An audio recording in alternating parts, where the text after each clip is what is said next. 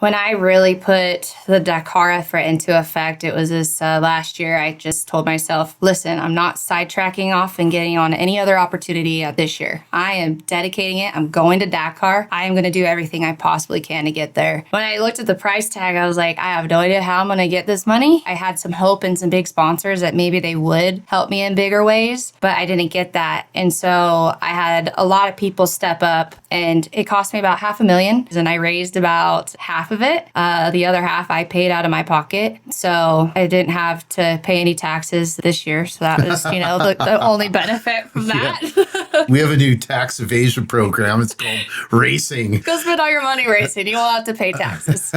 It was nerve-wracking. I was scared to invest all that because that's my savings that I've saved up my entire life. And then to go throw it at one event, that's scary. It was a huge risk. A huge risk. And I was willing to take it on myself. These big sponsors that might have those big checks, like, well, if I'm not willing to take my own risk on myself, then why should they? I had a lot of sponsors that did step up in big ways for them and help out. I couldn't have done it without them. Like, I couldn't have forked out the $500,000 by myself. Yeah, that is cool. But you did most of the fundraising on your own. Yeah, we had parties, try to get really creative with my website. I even did like bottle service at our party. That was pretty cool. It's pretty much crowdfunding. Yeah, 100%. Which is cool. I think that that's a rad thing. And